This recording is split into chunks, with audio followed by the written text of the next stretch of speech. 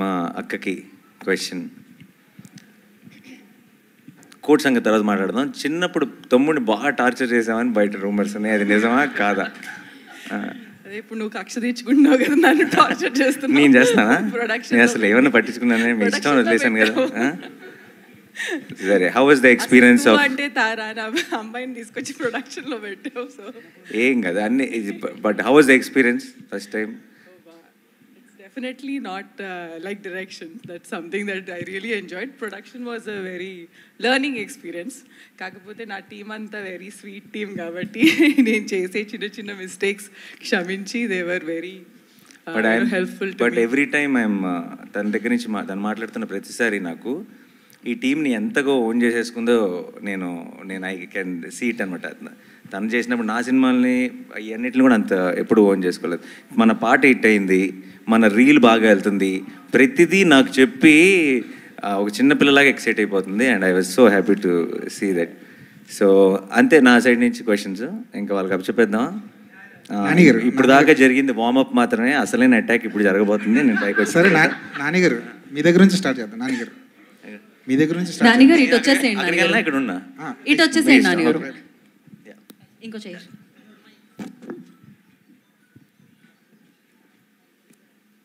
So ఇంకా information వచ్చిందనమాట, సినిమాకి సంబంధించి టీంకి సంబంధించి నాన్నగారు ఇచ్చారు.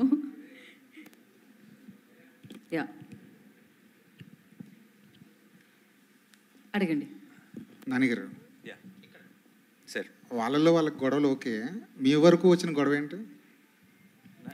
ఇదే వీళ్ళిద్దరి మధ్యలో ఏంటి, వీళ్ళిద్దరూ ఎవరు హీరో అని వీళ్ళిద్దరి మధ్యలో పోటీ నడుస్తుందండి. నిజం చెప్పాలంటే సినిమా నేను చూశాను కాబట్టి చెప్తున్నాను, నిజంగానే ఈ సినిమాకి వీళ్ళు హీరో అని చెప్పడం చాలా కష్టం.